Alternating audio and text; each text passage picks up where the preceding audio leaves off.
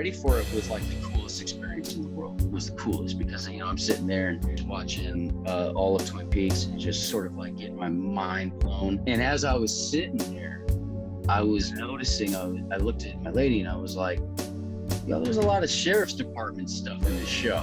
Mm-hmm. And they cast me as a deputy.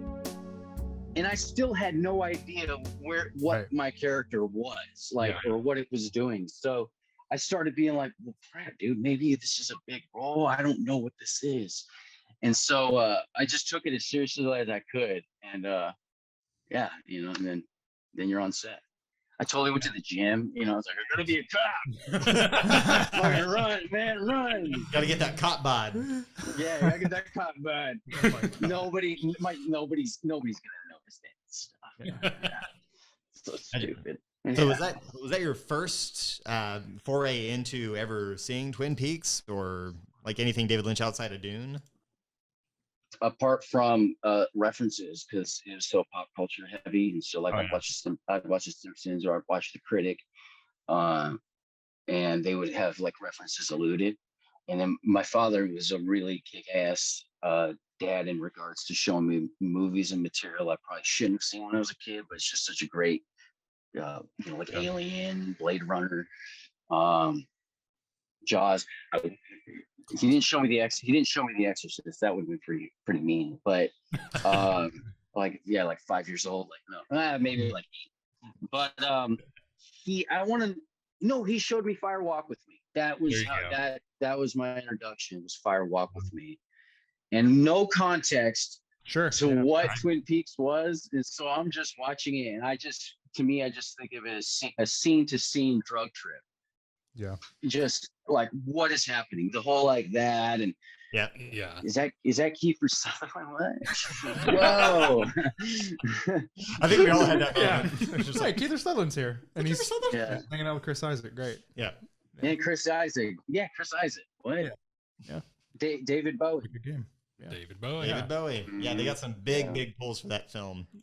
It's a lot like I don't know if you ever saw any of the Firefly series, the Joss Whedon series, but there's a movie for that. And it's when it was on Netflix, the movie was the first episode in the series. So it showed the movie and then the series. Oh, so you had absolutely no context for anything that was going on for the first hour that you experienced that IP.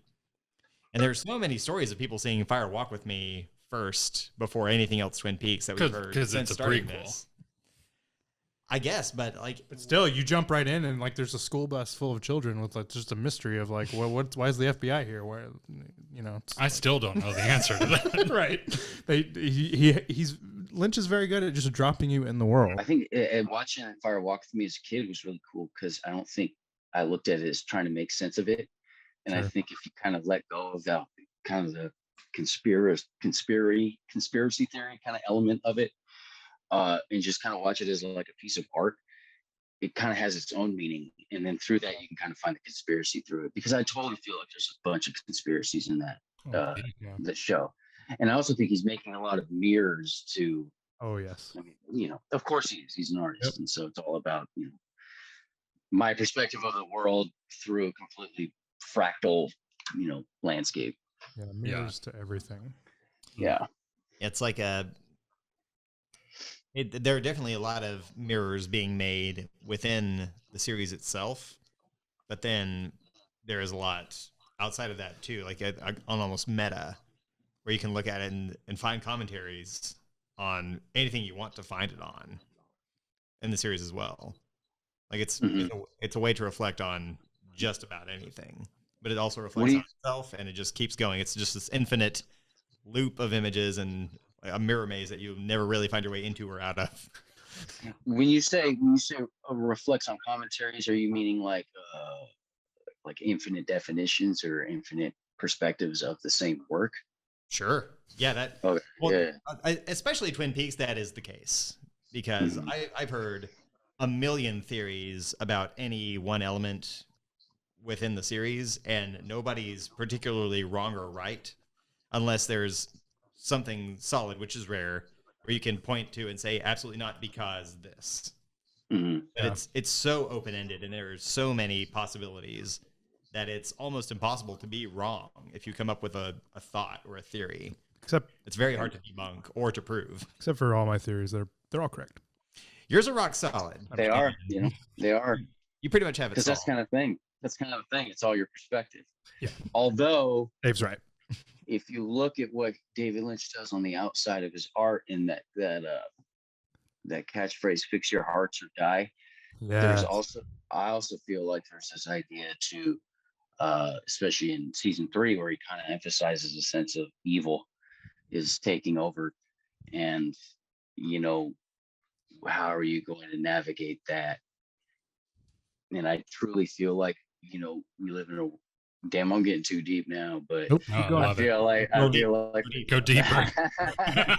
I feel like it's odd that he gave that warning right before we went into this pandemic, Mhm. and then you look at what's going on in the world, and it's almost this idea of like, how can you not be compassionate? And it's like, is there something else tearing people at the seams? Mhm. And so I kind of feel like that idea of fix your hearts or die, fuck what's going on, man. You got to kill shit with compassion. Like, you got to be a good person right now, and you got to like be good to people, and Yeah. fuck everything else. It's all just noise. It's a hard time to live in the South. Yeah. In the South, lot of dude, work it's the over same there. thing up here, but it's like it's a different end of a spectrum, and I Yeah. just am like, come on, man, like it's all get in the middle. I'm a Yeah. Libra though, so I'm all about balance, but Inconvenience makes people so angry, and I think this is universal. But in the South, so much you see such disdain for any sort of regulation being put on your lifestyle. Like, the slightest bit of inconvenience makes people so angry, and it's so much easier to get angry than to be kind and patient. Kind of like when we made everything inconvenient for Tyler by watching an episode of Twin Peaks one week at a time I hate you guys. yeah. for our podcast. He's still bitter about it. But yeah, it's so much easier to just become angry and to just take things as to be selfish and to take something as a slight on you. Mm-hmm. And it's so much work to be thoughtful, patient, kind, to think about how it's affecting others, not just you, to be accommodating, to be willing to put in the effort and help somebody else versus wishing somebody else would help you. It's pretty much, if you Yeah. inconvenience someone, you're the devil. Yeah, This is not that's- what Jesus wanted. Yeah, welcome to Tennessee. Well, you know what I think? Is the devil is taxes. Amen. The devil is Doing taxes. Yeah, do that. everything about taxes sucks. Mhm. But I mean, I agree with you guys though, hands down.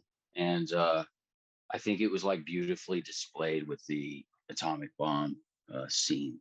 Like, God damn it, that was such a good scene. It exploded, was and cool. then it was that violin playing. Mhm. Yeah, What a and I moment. mean, evil's beautiful, isn't it? Like the way that you can. I feel like violence affects the brain in a very primeval way, and you're able to take that and display it in beautiful imagery. It's very powerful. Yeah, it's just such a cool scene to watch. And God damn it, never before has a camera gone panned all the way into an atom bomb Yeah. exploding. It was brilliant. I Brilliant. bet they ruined that camera. The camera got Oh, destroyed. You saw what happened to it. It kept filming. Everything happened. It was wild. Yeah, I nobody was can go there. near that camera anymore. Yeah. There's like a crew of 10 behind him too. Yeah, they Walking pulled the in there, camera out, huh? and it was just like, let's see what we got. Yeah. It was good. That's very good work. Yeah. So Do it again, but better this time. James, did you get a script before you showed up on the set? Because you were saying how you just kind of you had the blind audition, you showed up to set. Like, so when did you get any material that you knew that like you had to say something or do something or be somewhere? Man, I feel like I'm getting old because I can't remember what happened first. I need specific but dates and times. No, I'm just kidding. Yeah, I think I got it trying on my costume. Wow. Maybe. But it was a different script. It was just my side, so it was just the Right. scenes that I was in. Yeah, and And anything then else. and then there was I think there was 1 or 2 extra lines that were in it, but basically I did everything that was on that page was recorded.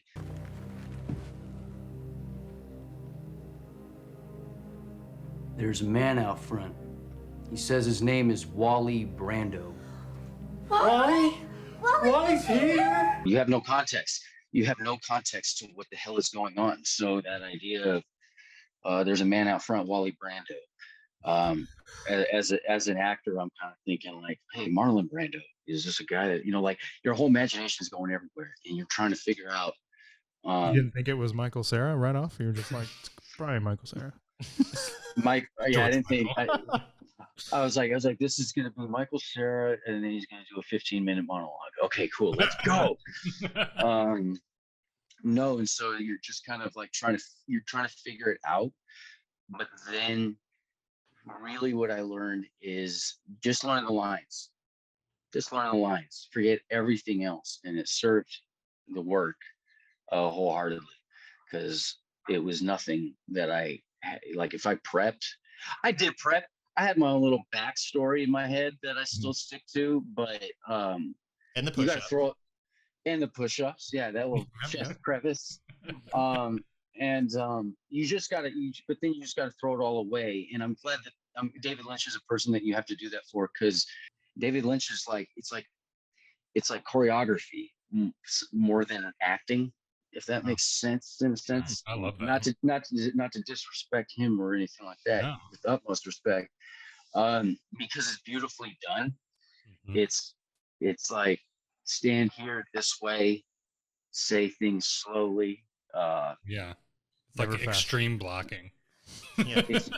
Yeah, and being very serious about it, because I think that's what kind of gives this sort of mechanical animation vibe to it. And I remember too, he's like, he was like, I want you to say everything like it's a conspiracy. And I was like, okay. And then and I did it. And then he's like, you're doing really good, Jesse. And I was like, dude, this guy is fucking awesome. I don't know why, but like, I might have a boner right now. You know what I'm saying? Wouldn't blame you. Understandable. Yeah. I mean, like I'm just picturing the scene now of you walking in saying that Wally Brando is, outside, and it's almost, now I'm like picturing it like where if you're questioning it as conspiracy, like who is this person? Like I don't think his name's really Wally Brando. Like, I don't, Yeah, code. Is that code for something? Yeah, is it code? Is it code? It's code. That Yo, really buddy. does change Oh. everything. Like even just that little bit of information changes everything. But, well, so the line about the car coming in is like, What is it, Jesse? Sheriff Truman, are you interested in seeing my new car? It's a 2000. Jesse, I'm in a meeting. Can I look at your new car tomorrow? Okay. Thank you, Sheriff Truman. would you like to see my new car? Like that's code for something. Yeah, like you're not actually I just showing. found some shrooms at Jack Rabbit's Palace. You wanted to? Yeah, your new car is. Can I see your new car? Yeah. Speaking of your new car, do you know what car you had? Because you get cut off. You say a 2000, and then there's nothing. That's the one thing I can't give away. No. Yeah. All right. I tried. Oh, you've been killed off the show.